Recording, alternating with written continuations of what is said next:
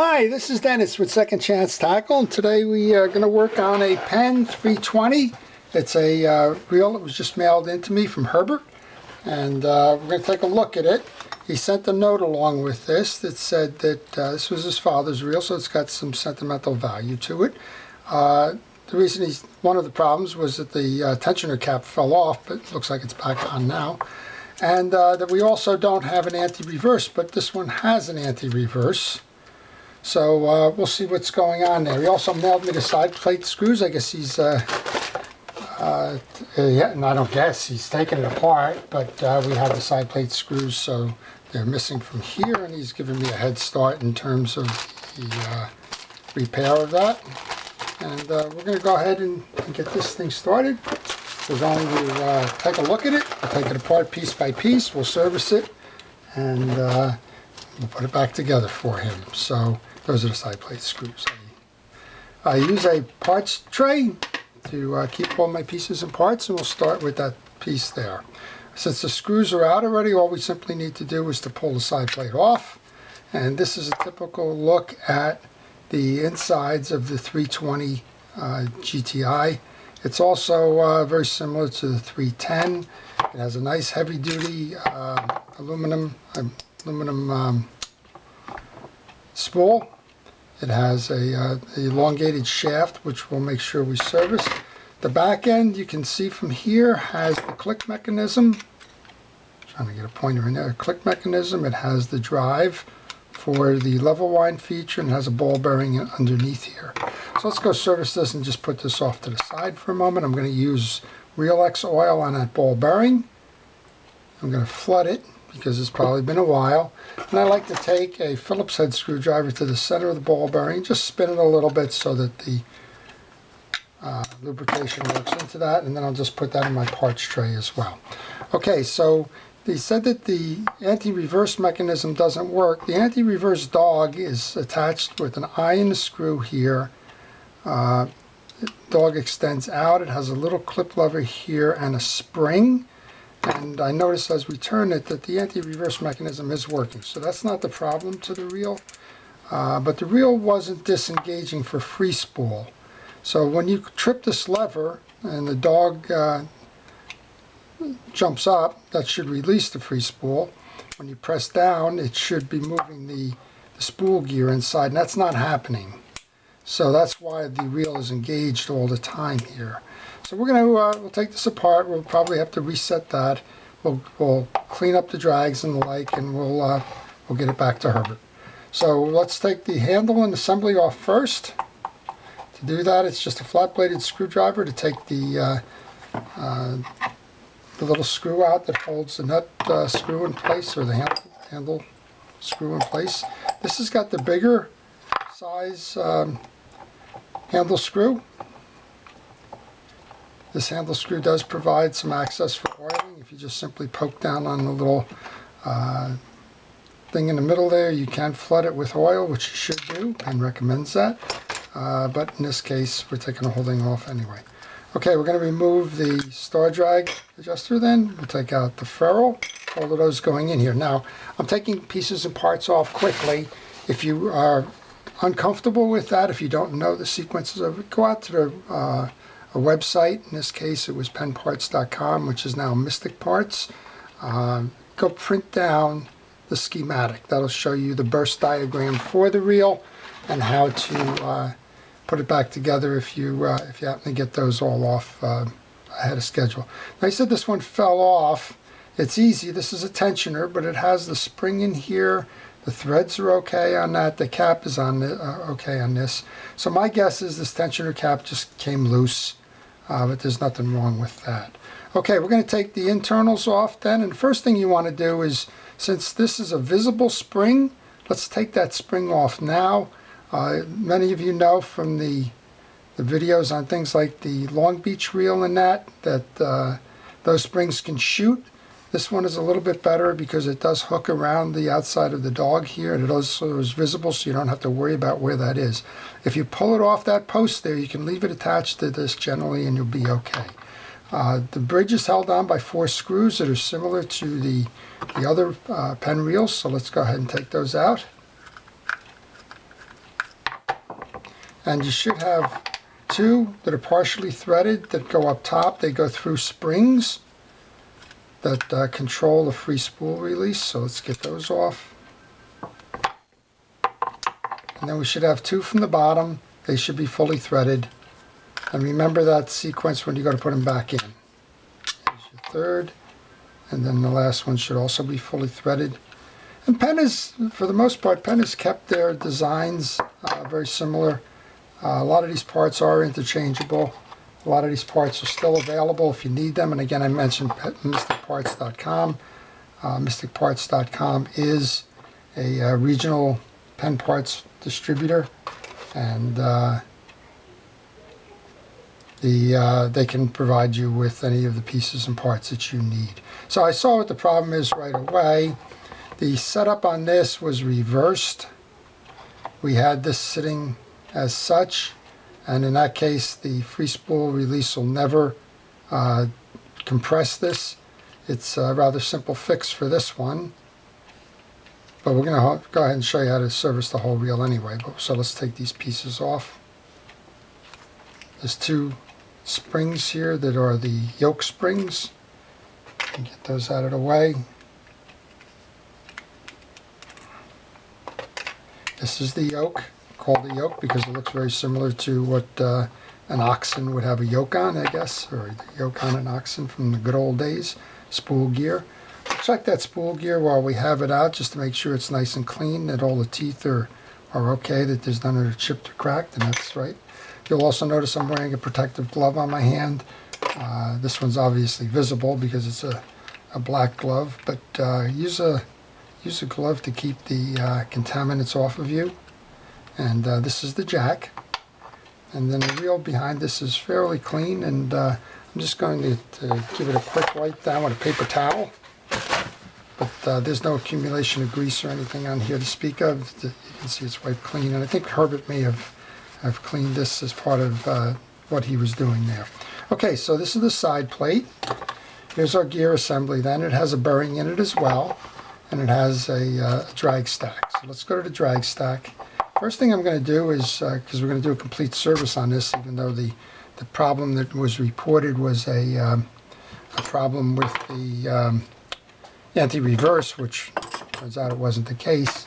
But let's go ahead and take the gear sleeve off. You do that, you poke through to pull a pin out of the gear sleeve. I'm just going to lay that on the table, sometimes dangerous, but we're going to go ahead and pull that off to make sure that the gear sleeve is clean. Again, it doesn't hurt to wipe that down here. And that's clean. We can also run a cotton swab through the inside of it just in case there's any built up junk or corrosion there, which there isn't. And a light coating of grease here is okay. That's the way it kind of comes out of the factory. If you went back and were servicing this reel later, use that oil hole that I showed you on that handle screw, and just keep a little bit of oil in there to keep this thing spinning properly. All right, to reassemble, you simply slide it back in after you put that light coating of grease on. Grab that little pin, which is evading me at the moment. Probably a commercial here for keeping your work area clean. Okay, so this pin actually rides in this slot here. And that's how it holds it on. So let's just put this back, get that pin in there. And make sure you push the pin below. Sometimes you have to tap them. There we go. Make sure you push it below the ridge here. If you don't get it below this ridge, you're not going to be able to put the drag stack back on. So let's go reservice the drags then. Simply tap them out. Just one more here. Okay, so there's a little bit of buildup here. I'm going to go ahead and grab a piece of steel wool. Just run it around there to clean up any of the excess dirt. That's fine. Now we're going to go ahead and put the main gear back onto the shaft. I'm going to do the drag surface with Cal's Universal Drag Grease. And here's another reason why that schematic is good. We pulled those out pretty quickly. If you didn't know the sequence here, you can refer back to the drag stack to see how they go, and this is how they lay out. There's a lot of drags in here. This is a very powerful reel. So it goes cloth, round, cloth, eared washer, which has the two little studs on it, fabric. Then we have the round again, fabric, and we have a second eared washer, fabric, round, and then the cap washer. So that's how it goes. And another reason I like to use this this glove is for this particular part of the surface. You put a little bit of Cal's grease on there. You work it in by your fingers. You don't want to have it too overly lubed. And then you can insert. And then you make sure these are clean. If these had any buildup or that, you would do similar to what I just did with the main drag. You would come back in and you would put the steel wool to it and clean up any contaminants on it. And you can see I'm just leaving a sheen. It's just enough to rub it into the grooves. Now we have the ones with the studs on them. They go into the holes that you can see on the main gear. Just a sheen. You want to keep these fresh, and the whole idea is here to keep them flexible so that they don't wear too much, and it's just going to squeeze out the sides. It's just enough to coat it. I'm going to go with the round one again. And as you can see, a drag surface is not that difficult, so when you get into doing your reel repair, regardless of what reel it is, take the time to do the drag surface. It seems to be something that scares a lot of folks, but in the end of the day, it's only a few minutes, and those minutes save the drags and help your reel performance. So don't neglect this because it seems like it's too intimidating or something it really isn't. Okay, the last of the fabric ones then. Again, make sure that these are nice and clean. And then the cap washer. So this surface portion is done. I'm just going to go ahead and cap my greases. Got my one piece of grease anyway. There's a burring on here. We want to make sure that gets oiled too, so I'm going to flood that again. And then with this one, because the bearing hole is a little bit wider, I'll use a flat blade. And again, I just want to turn it just to work that in a little bit before I put it back together.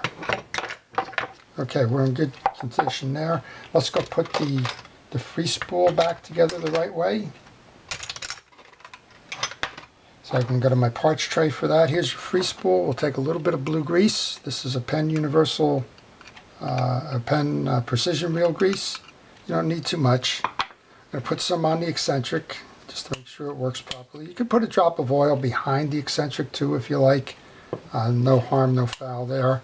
If you're doing a regular service and not taking the reel apart, you can actually pull the screw and put some oil in that way. Since we have the reel open, you don't need to do that extra step there.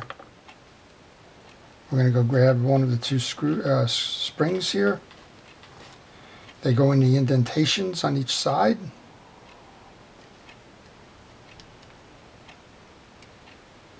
As such. Next up then would be the yoke. And this yoke is nice and clean. Again, if you needed to, you could use steel wool on there to clean that up, but this is clean. Go ahead and put some of the Penn blue grease on both sides of that. Next in would be the spool gear. You're going to put a little bit of grease on the teeth there. You don't have to flood this grease. Just a little bit. It'll work its way around as it goes into action. We set the yoke on top of the springs, push down on the yoke, and then we can grab the jack.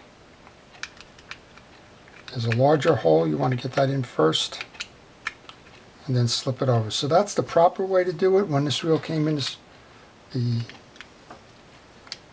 yoke was behind it. Probably easy enough. We'll just slip that out of there. Let's go back and do that again.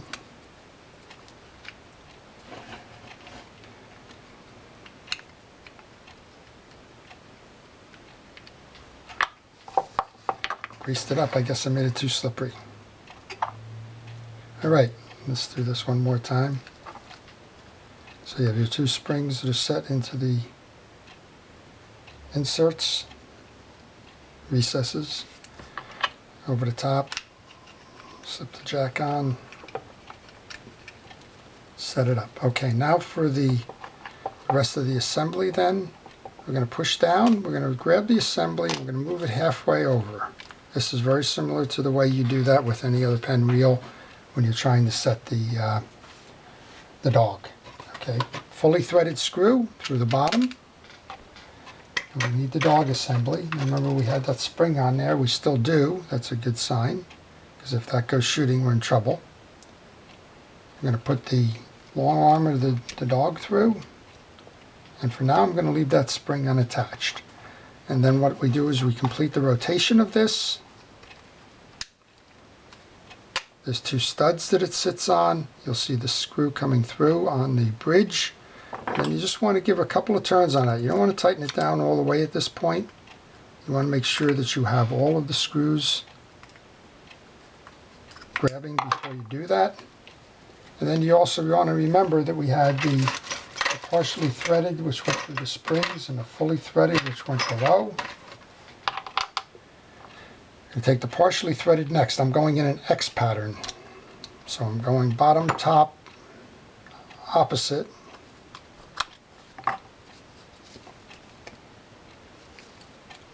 And then I'm going to go bottom, opposite.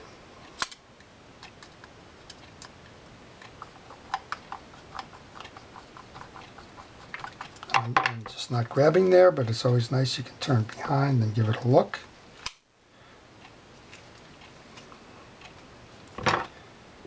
And generally there's that little hole that's in the yoke there, and sometimes it prevents you from getting it caught. You would just use that little pointer, awl, whatever you might have, to kind of set it through. I'll just give you an example of it. Just reach in there and just make sure that you have a nice clean entry point there for the screw. Okay, that would be the last one. And then when I feel that grab, we can go back and tighten them all down. So I'm going to tighten this one down. And I'm going back in the opposite direction again. We're going to come back on this side. We'll go up top and tighten this one. And then we'll actually tighten the first one we started with, which was the anti-reverse dog one. Okay, then we just have the spring on the anti-reverse dog to finish that. That's got a little loop on it. You got to be careful, it's still a spring. Grab the loop with, I use this little pointer for an awful lot of things. Just, you can use a toothpick, you can use a little bit of a pliers, some other things. But just make sure you get that connected. And sometimes it doesn't hurt to push it down all the way as well. And with any luck, we've got this thing working. And I guess we got a lot of luck there. Now, when we do the engaging, you can now see that the spool gear is all the way back. It'll still turn, but it is all the way back, and that will release the spool, and that will solve Herbert's problem. Okay, we finished the work on that side. We can put a little bit of blue grease onto the small drive gear here, which is for the click mechanism. We also want to put some blue grease onto the spool shaft so that we have it lubricated inside that spool gear. I'm going to go ahead and drop that in.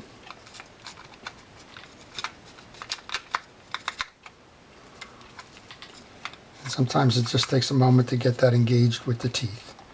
Okay, then we're going to load this back up. And there's actually little tabs on the side plate which help you align. And then we're going to go pull those 4 screws out of that plastic bag that was sent to me.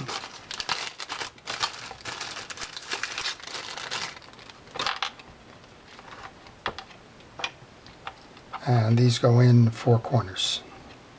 Kind of north, south, east, west. Now some folks ask, can they use a mechanical screwdriver, battery-powered screwdriver for work like this? You can. I don't recommend it. One, I like to work with my hands to begin with, but I'm always cautious about over-tightening these screws on the side plates. I've seen side plates come to me broken, and it's because they used a screwdriver that had way too much torque in it. So I would tell you, if you're going to go ahead and do that, then make sure that you leave it short and tighten the last turn or two by hand, just so that you have it properly seated without the risk of breaking anything. On this reel, you probably don't run that as much. You have a chrome ring around it, trim ring around it, so it's probably less of a concern. I've seen Senator reels and the like come back with broken rings because they got over-tightened, but for the most part, I think you'd be okay on this. The ones that I really concern myself with in terms of the tightening with those screwdrivers are spinning reels. Okay, we should have a free spool. We have a free spool. Let's go ahead and put the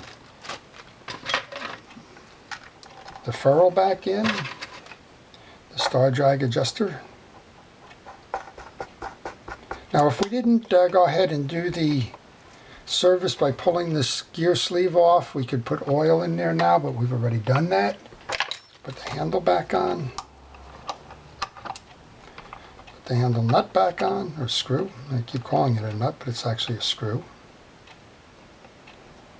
Tighten that down by hand if you can for the most part, because you don't want to cross-strip the threading inside that gear sleeve. Then use the tool that came with it, or in this case this is an aftermarket tool, but use that tool to complete the last tightening and to align the indentation in that screw with the set screw hole.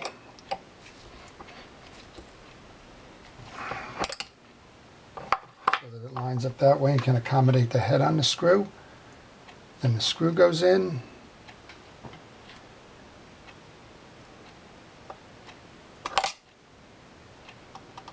And this reel is essentially done other than a service on that worm gear.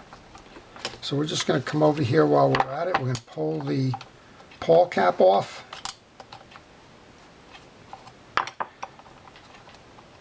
And give that a squirt of oil on the pawl. You don't have to take the pawl out unless it wasn't performing properly. And put a squirt of oil onto the worm gear. I don't like to use grease there. Grease tends to trap stuff, and if you're using this thing, particularly in salt water, and the salt water dries, the salt from that evaporation can clog in, can catch into the grease. If you're using it on the beach, the sand can get in that grease. So use the oil; it's lighter. And there we go. So on this little nut here, if the more you tighten it down, the less you can see it's a little bit difficult to turn the spool. It's a tensioning mechanism. The more you bring it out, it loosens it up. So nothing that's working properly, and we seem to be in good condition there. We're here. This one's ready to go back to Herbert. So I hope that you learned something from this. If you had a video, you certainly should have learned how to take the whole reel apart, service it, and put it back together again. And along the way, a couple of tips about how to do that to maximize your efforts there. So with that, if you liked it, please indicate that. If you want to see more, please subscribe. And with that, I wish you good fishing. This is Dennis with Second Chance Tackle. Thank you for watching.